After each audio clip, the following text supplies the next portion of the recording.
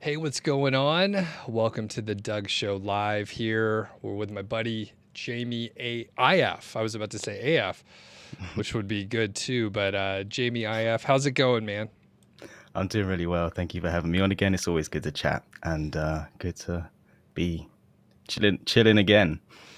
Yeah, and this should be pretty fun. We haven't talked in a few weeks, and you've been fairly active doing some stuff. So here's how the show's going to work today. Is we'll get a little update about what you've been up to. We'll get an update on your sites as well. And then the main topic of today is talking about artificial intelligence. We're going to talk about basically what Google has done. And, now we're seeing the, I think it's SGE. Is that what it's called? Yeah, yeah. So we're seeing like some AI in the search results already. One thing I have been dealing with over the last couple of weeks is losing my voice. So I see I'm already talking a little bit louder, so I'm gonna talk quieter. It's gonna be like an NPR style interview. The energy level is gonna be much lower. I have cough drops and a hot drink, but I'm gonna be leaning on Jamie quite a bit. So first off, Jamie, for the people that don't know you, let's get a little intro. Who are you? What do you do these days?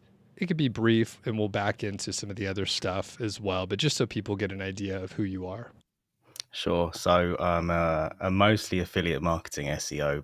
Never had a job in house, just sort of blogged and got sites going and that. Focused on affiliate marketing, started writing about it. I write stuff on increasing.com now, just sort of talking about the stuff I've discovered, frameworks and stuff like that. Run a newsletter now, and also head up marketing at Lasso, which is an affiliate marketing plugin. So very much leading into the sort of affiliate marketing SEO content space. Awesome. That sounds like a lot of stuff. Do you feel pretty busy these days? Yeah, I mean, I'd feel less busy if the sites were on the up and up and up, but we've been in recovery mode, so it requires doing the deeper thought, and rather than being able to coast, it's very active right now. But that's why it's important, and what I could have done is build better teams to have more operations that don't run through me. So it's active and busy right now, but it's mostly down to my own fault, to be honest. So I got to just live with that. All right. That's cool. Well, like I said, you've been busy. At the time we're recording this is early June. So affiliate gathering was a few weeks ago, and I don't I hope I'm not taking credit, but did I introduce you to Carl, the founder, and then you were able to get hooked up? And did you speak and everything? How was the whole deal?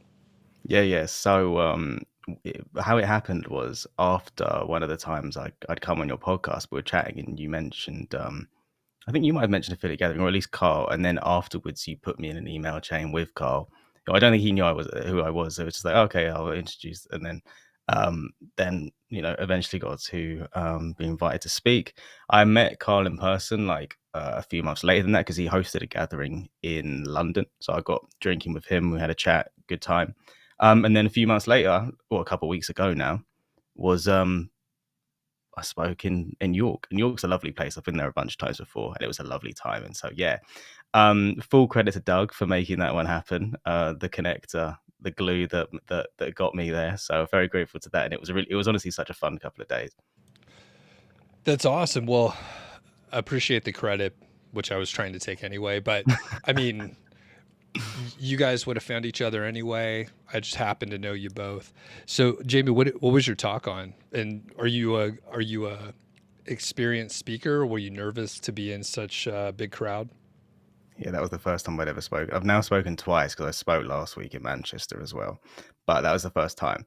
And I would have been more nervous, but we went out drinking the night before, and so I didn't really have time. I was still like had enough alcohol in my system to sort of like get me over the jitters. And then thankfully I was on first, and so it was like I got to enjoy the rest of the day. It was literally just Ariel and then me right at the beginning, so I got to watch her talk, then went on and then like did my one, and then like it was like, oh, it's over now, I can chill, and then just got to like, enjoy the other talks.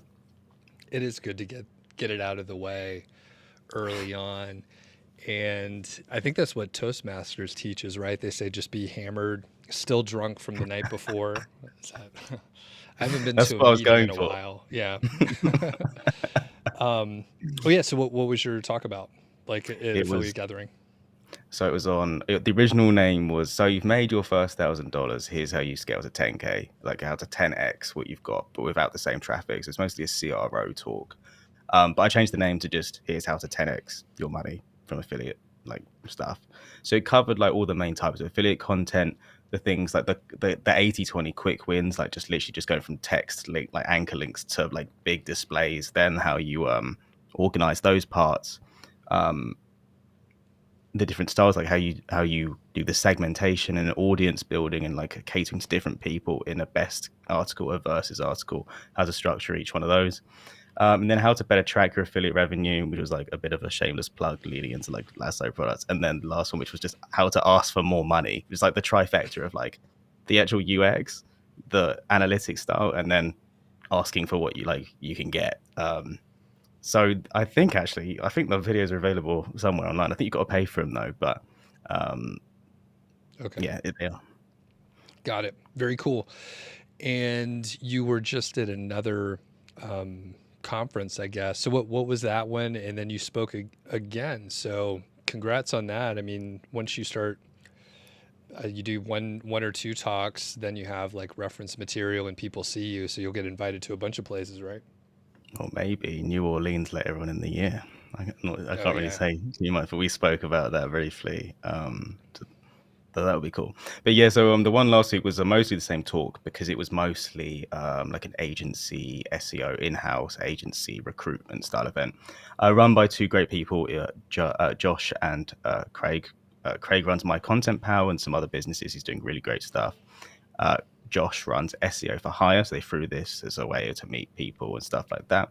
And so like it wasn't like a perfect synergy where it's all like affiliate marketers, but actually a surprising number of people that work in-house at SEO or run agencies do run affiliate sites. And so I was speaking to people like that. Some people that are just doing enormous success and have had enormous success were like really interesting to learn from. They run huge agencies doing millions and millions of dollars. So it was interesting. I was like, it was a new style, right? The more like intense, like e-commerce with like 100 different schema types to like make that extra 1% when one ranking higher can be worth $10 million a year. So it was very different to like the content style blogging that we come from. Right. That's cool, man. And just to give people a couple more details, so the New Orleans that you just mentioned, so there's a conference called FinCon. That's right, FinCon, right? That's what it's called. Yeah. There's so many conferences. I'm like getting things mixed up. So in New Orleans, I believe it's in October, and you're going to be there, Jamie, on behalf of Lasso, right? Hopefully. Okay. I shouldn't have said that in case it's not confirmed, and now I'm not there. Oh, okay. Well, we'll see. Hopefully you'll be there because I'm going to be there, and I have been to FinCon a few times. Really fun. It's a much bigger conference. There's usually, I think last year there was maybe like 2,000 or so. So it's on the bigger side, and there are people that are deep into maybe like more personal finance, maybe people that are like only whatever TikTok creators. So there's all these different like pockets, and you find your group and you hang out with them mostly, but you could, everybody is hanging out. Huge conference centers, usually like big hotels where like everything's there. Like you could basically stay inside. Although in New Orleans, we'll probably venture out to Bourbon Street, where you and I would potentially lose our voices or whatever. So we'll have to work on that. Okay, so let's shift over and talk about your site. So people know you because you've been on the show a few times. Some pretty cool updates. You've been working very hard, big success for your young guy in your mid-20s. So people see how young you are, and they're like, "Oh man, this guy is brilliant," which you are. So let's hear what's been going on, because it's not always like pure success stories. There's always a little roller coaster. So I'll let you sort of catch us up a little bit here. Yeah, well, in Google's eyes, we're not in favor at the moment. We're not in vogue. Thankfully, Bing love us so much that like we've sort of been okay. But if Bing stopped loving us so much, it would really be dangerous right now. Um, like I wanted to just like give everyone an in-depth view of like what the plan was in case anyone found it useful, and a lot of people did. So I sent like a 2,000 word newsletter a few weeks ago, just going over like what I think the problems are, from UX and ads to helpful content, and like how important like keeping a really solid index size so you have the best like average quality per index content in there, and how the freshness can mean that like your average level of content hitting search intent can get, can cause these site-wide suppressions that we seem to have hit. And so a lot of that has been around recovering, going through everything that's older and trying to move the content to the top that better hits the search intent, mostly just rewriting intros, looking at where we've tested products but not added like first person into that particular part of a buyer's guide. The real image is obviously from that test, and a few other things. And so we've been very like deep and active into this. Terrible timing with like SGE and stuff coming to get hit before. Um, so yeah, we've got one site that's really doing well though, that we bought for 12 grand at the end of the last year, but it was doing less than a grand a month. And last month it did 6 grand, so that's helping us. So that's a big win, and we've got such an active community on that one, like an enormous like email list, that we asked them a question once because we wanted to do like a stats post, and we got like 100 replies. And so it's so active when we're trying to do that, and that's a success story. But honestly, for the bigger sites, we've been hit badly in Google's eyes. Can you, for people that don't know the full story, can you tell us about maybe a little history on the site, like just how old it is, and then maybe like the height of earnings, which I think was probably around the retail season 6 months ago, maybe a little more recent, and then sort of when you saw the decline, if you know if it was like a core update, some other kind of update, something else, mystery probably. I mean, I wish I knew the whole truth because I'd have the keys to fix it all. But my gathering from it is that we've been hit, and this is why. Okay, so we were steadily doing across the whole last 12 months, we've done an average of like 44,000 a month, but we hit 81,000 in Q4. So we made a lot of money then, and now we're sort of like trying to like chase the high.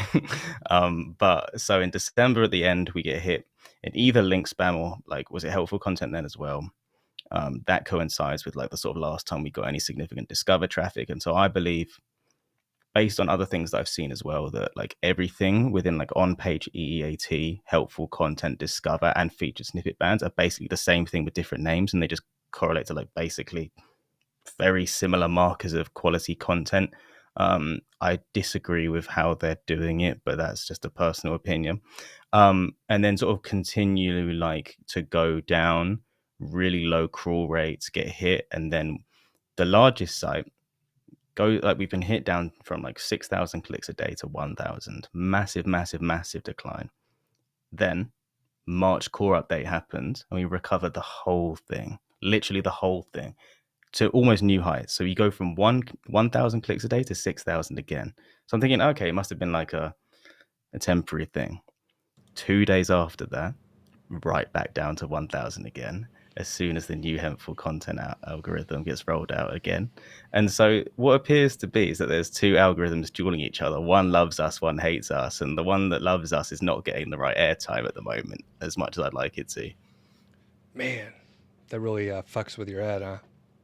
It's been like a lot of 7-day work weeks to try and get it back. And though I think we've really improved a lot of the site, it's frustrating that it hasn't really seen much of an effect. But Yeah. we're still going for it.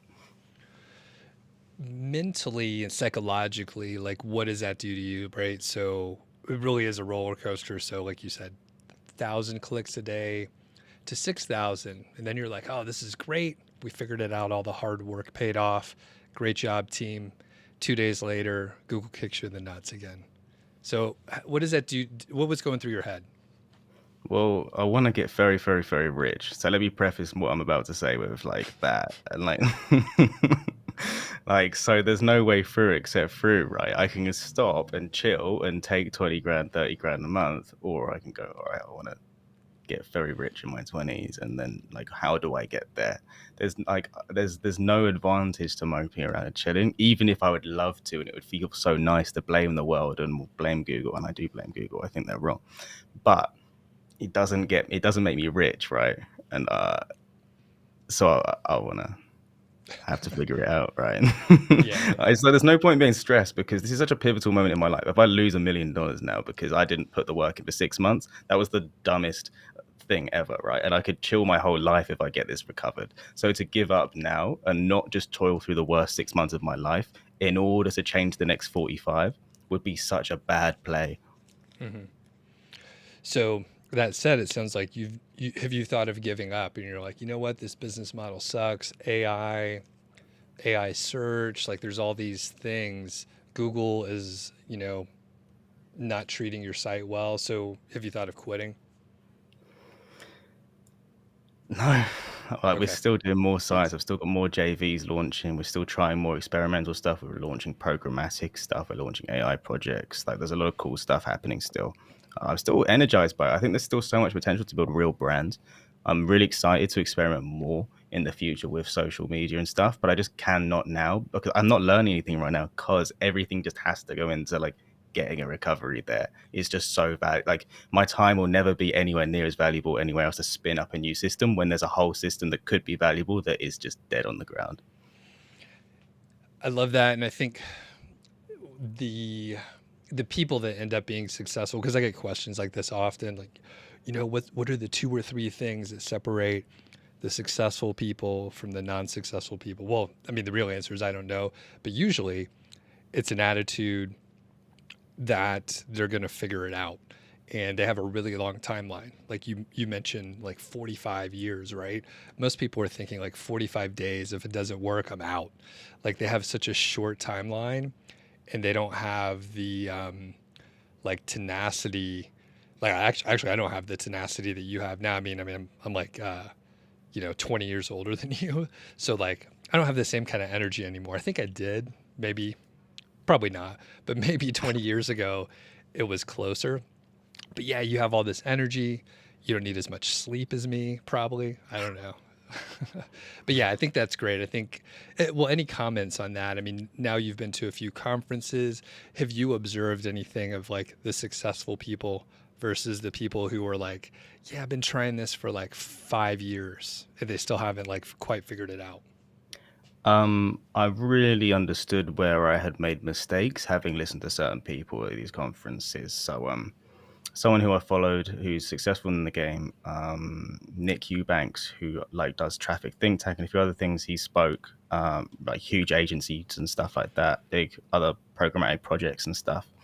He spoke, and like the clearest thing was like the speed and fearlessness and like scaling is like the key part, right? And just showing some of the successes they've had, ranking big like businesses for ranking number 1 for tools that are worth $65 million a month or something crazy. And I was like, okay, there really is levels here, and it's important to have your mind opened up to being like, I can feel like a big deal because I make 40 grand a month, but like this is like nothing compared to like the real murderers of the game that just go absolutely crazy and do things and scale and are fearless and are building big teams and are building like the factory and SOPs so that they can build a whole legion of people who can help them scale with those SOPs. And I've been too much of a technician for too long. I've micromanaged. I've let everything go through me because I was worried the quality standards would go down. And like this also means that there's less ability to recover because like, okay, 500 posts need improving. Not enough people have been trained on the skills to be able to do that, and now it falls on me. So less gets done, so less positive signals go to Google, and the recovery doesn't get there, and you lose money. So a key thing was just scaling. I regained some of my optimism for the future of SEO from it, just from hearing other people's fearlessness. But yeah, generally, like this has to work. Like I'll never recover if like I don't recover these. I am very much married to the success of this current venture. There's no, it's inconsolable that this does not happen, and whatever happens has to happen for that to happen, and get it back is gonna have to happen. There's no alternative. Fierce. All right. So, do you have any timeline where you're like, I think we should be able to recover. And the hard part, of course, is there is so much out of it, or there is so much out of your control. Like primarily, it's just like one party, right? Google is basically dictating what happens. So yeah, the question is like any timeline where you're like, okay, I need to come up with a different solution because doing this harder and for longer doesn't seem to be working. Well, I'm never going to make $1 million like this anywhere else. So this is the so there's no like balance of my time. My time is valueless because I have no track record of success in anything else. But it can be valuable in this particular sub niche. Timeline is impossible to know. I thought we'd have recovered by now, to be honest. I think we have done enough to recover. We've deleted lots of content that doesn't perform, like a fairly substantial portion of the index. All of the content that didn't rank for any keywords was reviewed and improved. We're still going. We might be able to do more with programmatic, unique image generation from like quotes of the important parts of articles that we're looking into, like the bulk publishing style stuff using either slides or Canva and I think I've forgotten what the tool is you can use for slides to do it programmatically, but there's some stuff like that. Just really focusing on the first person and search intent stuff. But it takes a long time, and it's one thing doing it and one thing Google like noticing it, and so there's really no timelines. I will do this until it doesn't make any income and I can't afford to support it, or until it gets back there and the asset value is enough to bring on a team or sell it. Got it. So I have a follow-up question. I was reading a book by Derek Sivers. I think it's called Everything You Want. Do you know Derek Sivers? Have you heard of it? Didn't he do CD Baby? That's right. Yeah. So it was a case study in the updated version of the 4-Hour Workweek, and then he's been on a lot of podcasts.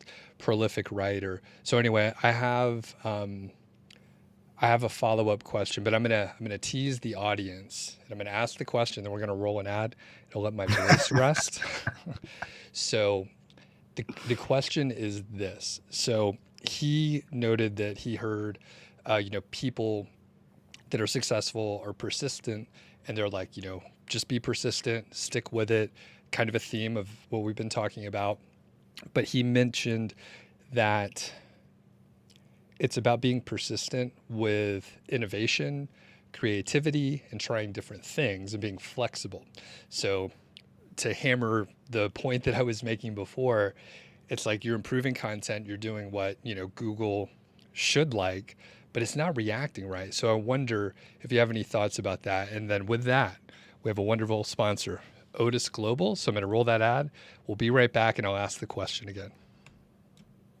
It's brought to you by Odys Global, the source for premium age domains that'll help kickstart your website. So today, the featured domain is Funky Food Shop, and all of the Odys domains come with a pretty sweet logo. Thing is, if you're not interested in this domain, that's cool, no problem. They have this great filtering and search mechanism, and my most favorite is the industry. So you can pick the niche that you are looking for. Of course, you could filter on other things as well, but this really helps you focus in on the domains that you're looking for. I love food. I eat all the time. Like all of us, probably, we all eat. But the thing is, I love food a lot, and I like funky food. The Funky Food Shop is fairly old. This was founded back in 2004, 19 years old. We'll check out the domain rating, some of the backlinks over on Ahrefs in a second. But the thing is, there's no shortage of topics that you can cover in the food area. Of course, you could actually focus on like funky foods, right? Things that are a little bit different, a little bit more unusual. But you could just cover like any kind of food, and I think that would be fine. Now, back in the day, this was a shop selling things like ice cream, which seems weird to order online, but maybe it was like the freeze-dried stuff, because there's space drinks, different mixes, fruit snacks, and they covered a few things. We'll take a look at the Wayback Machine in a second. But nowadays, you could just cover anything about food that you wanted. I'm really into that show, Diners, Drive-Ins, and Dives. So you could actually have like different sections like dedicated to like the Food Network shows or shows that you really like, or maybe you create a show that's similar. Now, this is a 19-year-old domain. there are 129 referring domains, but we'll verify that over on Ahrefs. And let's see, we have some pretty awesome links. I'll go into it in a second, but you can see some of the screenshots over here on the Wayback Machine, which we'll take a look here.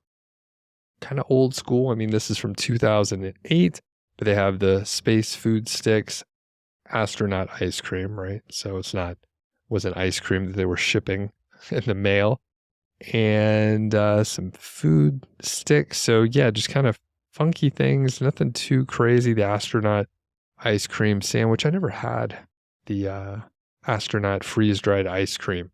I wonder if they really brought that into space or not. But anyway, you can cover food, you can cover how-to, you can have ads running on those informational kind of topics. When we hop over here to Ahrefs, we see that the domain rating is 27 with 119 referring domains. Currently it's not getting much organic traffic or anything like that.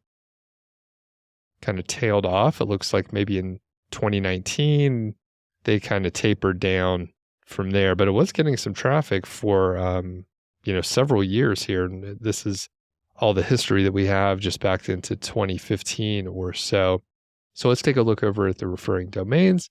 We have wired.com, Yellow Pages, Slashdot.org, Super Pages, Gothamist. We have SF Weekly, The Stranger, Food Dive, WordNick, Geek Dad, and so on. Some that I haven't heard of. Oh, willwheaton.net. So tons of links. Almost all of those, except for the Will Wheaton, had a DR, a domain rating of over 70.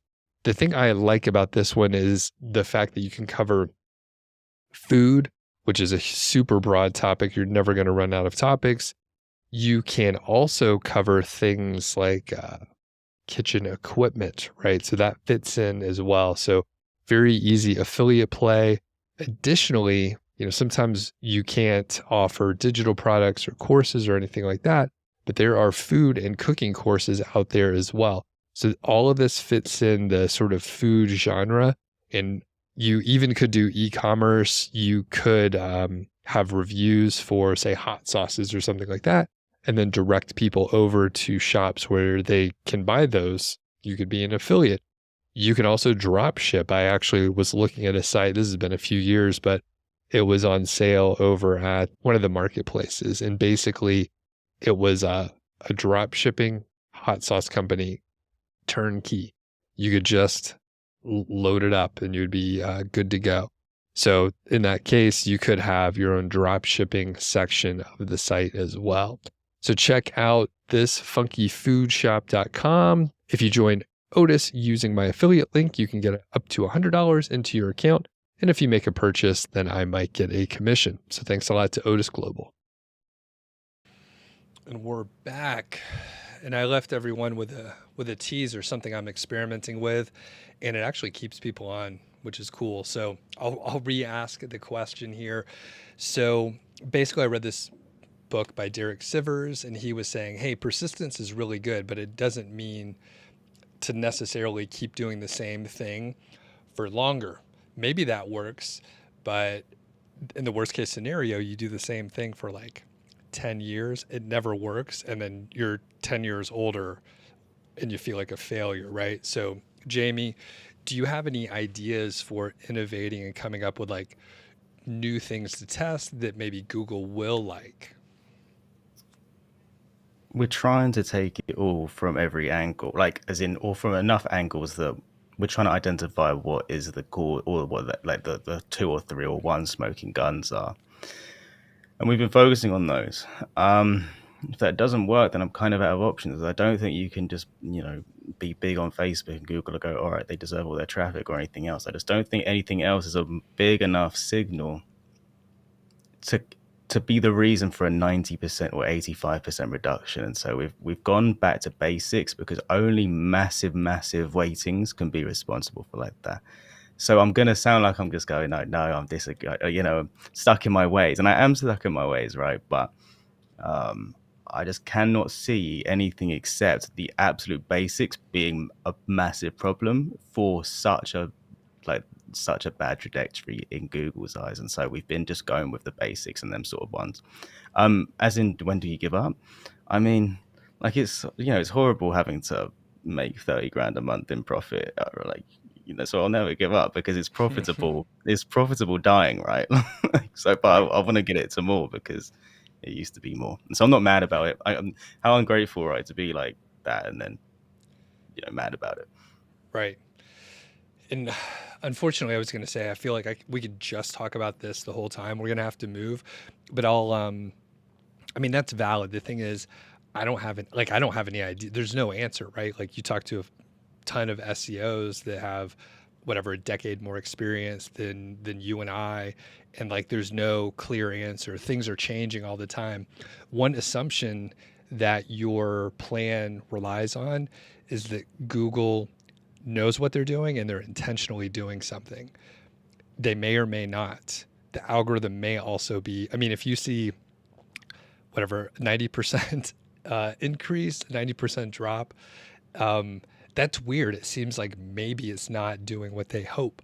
So, like, any thoughts on that? I don't have a pure question other than the assumption is Google is doing something intentionally, but they might not be. I'm in a way heartened rather than it's frustrating, but also heartened by the fact that we've paid a lot of much cleverer SEOs than me to have a look at the sites. And while they'll find things that can be changed, paginated canonicals for categories, things, small technical things, some of your content could be improved to hit search intent better. None of them say that the site should be hit as they are, because those are like things to, get 100% rather than an 85% on the scorecard. And so I don't really, so I know I've gone on topic, but I just like, it's both heartening and disheartening because it's like, I don't feel like I've done anything wrong. I think I've followed the review guidelines to the letter. For the whole time I've been on here, I've been trying to tell people to actually write good content that helps people because you'll get paid for it. As for, do they not change their mind? All you can hope is they do. Or if someone can find the smoking gun for me, I'll pay you unimaginable amounts of money. Yeah. So, okay. And that's great. I mean, this is a good spirit. I mean, I'm challenging you, but like, I don't know the answer. I'm just like, hey, what about this? It's like a little kid asking like why like 10 times. Like, It's important. it's maybe you'll get some ideas from it, or someone listening will as well. So we'll shift. Okay. So someone asked in the chat here, we have Shujat said, since Google is putting AI in the search results at the very top, what does that mean for us? So this is actually the topic that we're finally getting around to. Jamie, we need to do like 3 or 4 hours one day, but we don't have that kind of time. So what do you feel like here? So changes are coming, maybe sooner than we thought. Things have shifted a lot in the last couple of months. So what are you thinking about as far as the impact that could happen to the industry in general? Don't worry about your sites, right? Like, you're trying to recover them. So what do you think industry-wide this means?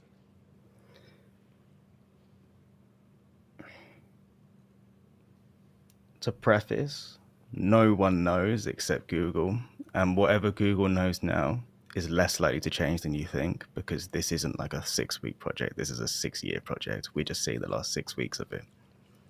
And that's a bad thing, because when they say, thanks for your feedback, the decisions have been made years ago, and they don't give a shit about any of your sites.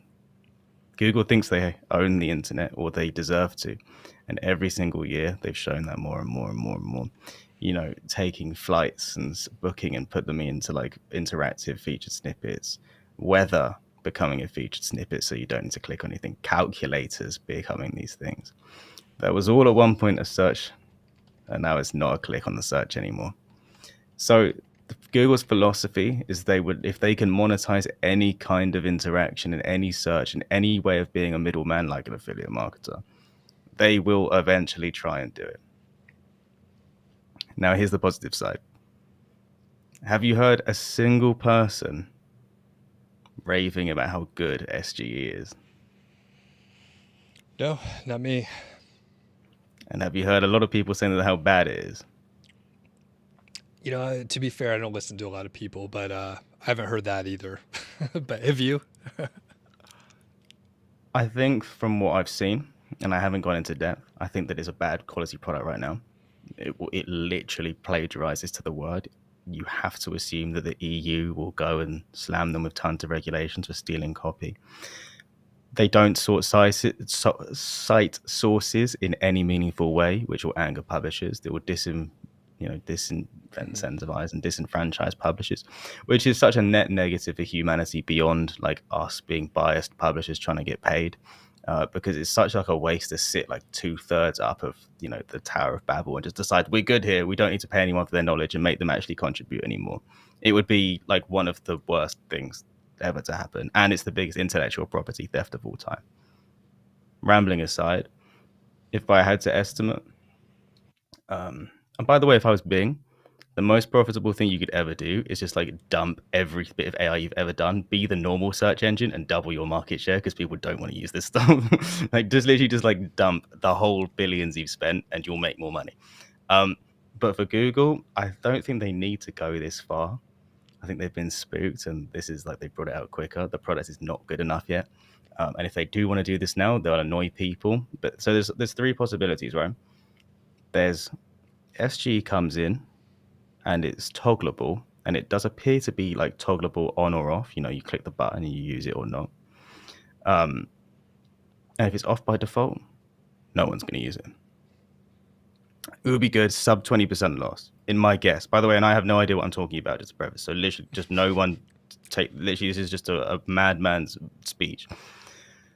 If it's toggleable and it's by default on, most people will still turn it off, but some will go and do it, right? And be like, oh, this is interesting. The early adopters might find it interesting. I think it's a bad product, and I hope that they bring it on by default, piss everyone off, and then people are too stuck in their habits and leave. So I think that could happen because it's a bad product. Like I said, I don't hear anyone raving about it. Apple bring out a thing, VR headset, everyone's raving because it's a cool product. This is not a cool product. It doesn't help me. It takes 12 seconds to give me information that's worse, and it steals from people. Even as a searcher that isn't got skin in the game, I don't like the idea of stealing from publishers. I'd rather they got my AdSense money. And I don't hear Google speaking about how they're going to share the actual SERP ad revenue with us, because that would probably make it okay, to be honest. I'd be all right with that. Yeah. So not a good product. If it's toggleable, and all the examples show it's toggleable at the moment and it's default on, maybe 35% loss.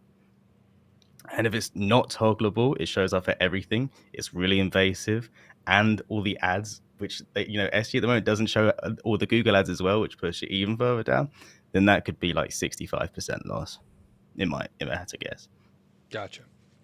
Cool. Yeah, I mean, obviously, no one knows.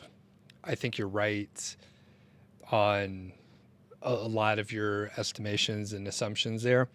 I think, the one thing I would challenge you on maybe is like if Google puts SG, is it SGE? SGE? Yeah. SGE on for search by default, I think most people won't change it. However, I think depending on what the topic is, like the thing that'll happen is like if people get burned, if they get like bad information, they then maybe would take some action, but like just people take the default choice most of the time. So there would be, different pockets of people, different kinds of users that would maybe turn it off. Like you and I maybe would turn it off. Maybe we use a different search engine, for example. But generally, I think, yeah, if they turn it on by default, which I think probably there'll just be like different types of queries where like this information is probably pretty correct. Like they're going to take it from like Wikipedia or something like that, like a pretty trusted source. So I think, some informational type queries are almost always going to be like an SGE type thing. And then others where like the information maybe isn't as accurate or something like that, or maybe it's not as timely. So think like a product review for a high-tech item where there's always new ones coming out. That would be tough. Like I usually don't check the news or anything. So Apple came up came out with some kind of VR bullshit. Is that right? Yeah, it's 3.5 grand, but it actually looks crazy. Like, well, I'm not going to get the first gem because it probably has Yeah. like teething problems. And there's a battery pack on the side, but it will change the game and it will become the norm over time. Interesting. Well, the bad thing is, Apple is pretty good. Unfortunately, I have like a million Apple products. It's just really good stuff. But how old are you, Jamie, again? I'm 26. So like you were either not born or you were like two, but like I've been hearing that VR is going to change the world for a very long time, and it just hasn't paid off. So like that's why some people are jaded for like AI. We're like, yeah, we've heard about AI since Terminator, and but then all of a sudden in the last few months. So anyway, cool. I think the difference is like it's intuitive and adds value right now. Like I read, I can't remember the book that the founder of AI wrote, but I read it and like it was cool, but it never added to your life. It was never the obvious play. AI was never the obvious play when it was embryonic, and it still is, but it's actively better and helps with my everyday life. And I think that's the tipping point. And if VR can do the same, because they showed these visualizations of being able to actually have 10 tabs open around you that move with you if you leave the kitchen into the living room or whatever and continue, like it's like, you know, it obviously takes a while to get used to that, but the productivity gains would be so enormous that like it becomes the default because it takes over from real life as the most productive option. Gotcha. Which is funny. My podcast co-host and I were writing a book. It's like an anti-productivity book. It's a book on laziness. So Nice. it's the opposite, which is funny because I'm thinking the opposite of like productivity stuff. But I'll have to check out some of the videos. I know they're when they launch a product, they make it look pretty sexy, you know. So, all right, now one thing we haven't talked about. So you're the marketing lead over at Lasso. Is that the right? What's your title there? It's head of marketing. Yeah, Head same. of Yeah, same marketing. thing. All right. So, what do you hear on the street out there? You know, you guys have whatever thousands of users out there. We're, you know, they're paying for it, right? So they're deeply integrated into the content website world. What are you hearing from them? Do you hear them asking you? Do you have like prospects asking about like, hey, is this the, you know, quote end of this business model? Nothing's changed. Things are fairly the same, to be honest. Nothing is. Um, there's not many conversations that I've seen around it. I think that outside of like the Twitter bubble, people are not as panicking, and or if they are, then they're not talking to me about it. But it's just very present when you see all of this stuff, and everything is like a crazy snowball of just people talking to each other and making it a bigger and bigger deal. And this is going to change the game. And there are so many amazing things coming out, but everyone in those conversations is an early adopter. And so that isn't how it's going to be for everybody else. My mum barely knows how to text. She doesn't want to use SGE because she doesn't trust it. Not everyone will be like that, but it's not like everyone is using ChatGPT already. We would have seen keyword volumes decrease massively if everyone was already using ChatGPT, because for a lot of queries, it is better than Google already. So no, we haven't seen a lot of difference. What we're focusing on really is just making sure that, yes, there will be a loss of traffic. I don't think it will be as bad for affiliate queries as for informational ones, especially easily answerable ones like definitions, like which I think you allude to there with information, because things like ChatGPT give very good definitions. I wouldn't trust it with medical advice or anything else, but it's good for definitions. In the same way that I think a lot of people want to talk to a real person and hear from real people around product reviews. I hope, because there was some really interesting stuff with Google being able to segment stuff programmatically. So they'd be able to say, this is the best for beginners, best for whatever, having stolen that content from affiliate marketers like myself. So you'd hope that people don't like it. They don't want to click on shopping ads and they want to hear from real people, which is my gut instinct. And I hope that that's true. In which case, number one, it won't be as destructive as perhaps it could be if you're an affiliate marketer. And number two, with the same tech comes ways to increase your revenue per page view. You'll probably get less page views, but you have to assume that RPMs on ads will increase because people still need to reach people and sell products. And to be able to do that, you know, the same demand will be for fewer page views. But also with tech and like better data analysis coming from AI, you can do better affiliate analytics and really focus in on what works, understand your earning per click on every product around your site, and use that to try and increase your revenue per page view by higher amounts than the page view numbers nominally that you'll lose, which is the biggest focus right now. Just maximize revenue per page view so that you can offset a loss. Nice. One thing that I'm curious, which you could punt this answer. So you're not hearing too much from like your customers yet. Internally, what conversations are you guys having? Are you like, hey, this could be a shift? Because even if it's not a big change, like whatever, let's say it's a 15 to 20% traffic hit, people are not going to be as enthusiastic to start new sites. So maybe there's a smaller customer base. So if you can't share anything, that's fine. If you can, what do you guys think about internally as the future of affiliate marketing? There's some stuff I can't talk about that is it would make everyone's listening's head explode if I told you some of the stuff that's coming like on the way. And that wouldn't exist without a lot of the new developments in AI. So it's an enabler, but it's also obviously on the other end destructive. No one should lie. I mean, the only people that will tell you that it isn't a problem are the people that want to sell you blogging courses. So yes, I have nothing to sell you. Yes, maybe one day, but not right now. I have nothing to sell you, so I'll be honest with you and I won't lie. There's going to be a loss to clicks over the next 12 months. But it's a very lucrative game. And like when you put it in perspective, like would I still do this for half the money? Yes, to be honest. So like that's the argument I've been having internally. As for how internally Lasso feels like it will affect, like I said, there's a lot of opportunities there that I can't talk about yet that make something really powerful. That if you can make something that helps so much more and earn so much more money for people, then you share in that value. And so there's some cool stuff coming that I can't talk about yet. Okay. Well, I don't know anything.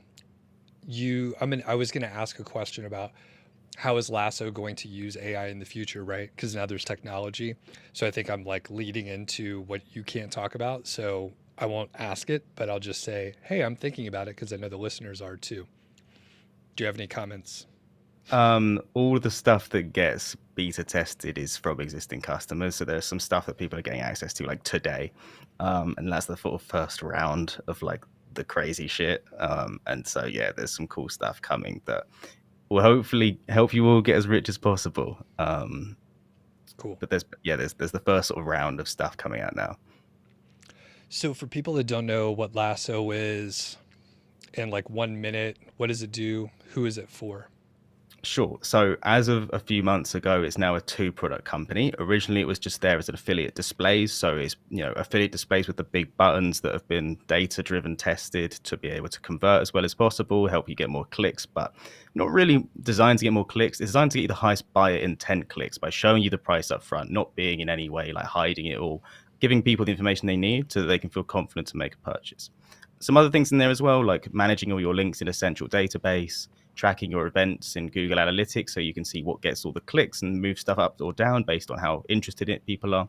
And recently we came out with the second product, which is the affiliate analytics tool to give you page level data so you can see what converts where, how much it's worth, how much each of your pages are worth, and use that to try and print money. We want to make it so easy that you don't even have to do it. It's just almost automated.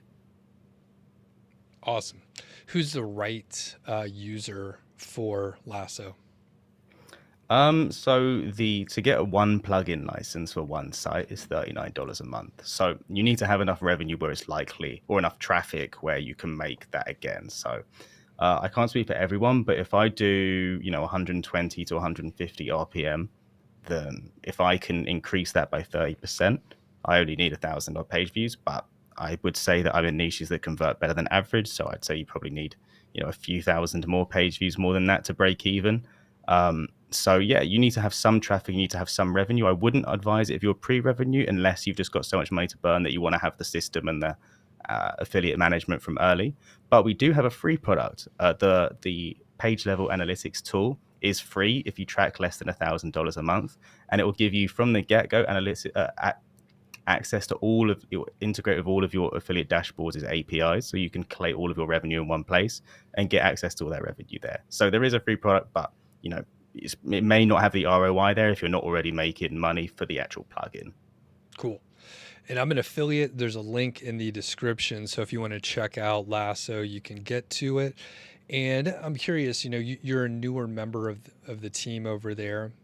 You're head of marketing. Now there's 2 products. Is it hard educating the consumers about like, hey, now there's 2 products and you have to say like, okay, this one's for analytics, like this one's for links? Yeah, so an important thing which we have to get right is to make sure we don't confuse people on the homepage of like thinking it's all one or one's part of the other. The analytics isn't part of the plugin isn't part of the free analytics tool. And so we've moved some stuff around. The homepage has changed. We're still making sure and trying to make that as clear as possible. We've changed it so the homepage gives you an overview of both products. And then instead of the homepage just being the plugin page, there's now a plugin landing page and a performance landing page to separate the plugin for the affiliate displays and then performance for the analytics. But we need to figure it out like as best as possible. Like at the moment, having 2 pricing pages might confuse people if they want to buy both products rather than one. So it's definitely a difficult thing to do, and I want to focus more on how we can make that as seamless as possible. We have a great customer support team to deal with any questions you might have, but at the same time, you want to make sure that it is just so clear that there's no options for confusion, and I want to get there.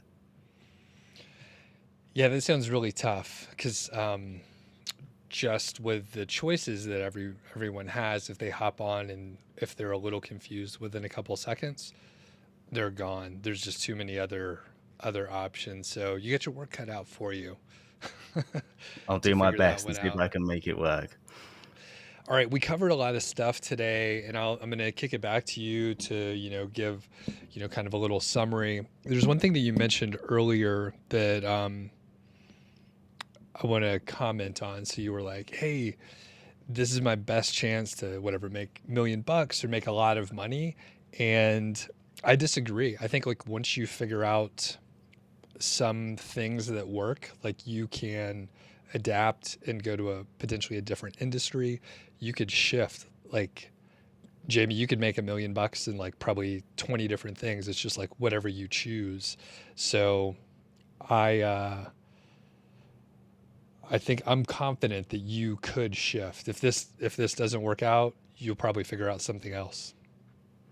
I'm not sure I have another 4 years of like 100 hours a week to get to this position just to lose it. I'll never like emotionally recover from this if I lose it now. When I was this close, I'll be so jaded. I'd need like a sabbatical before going at it again.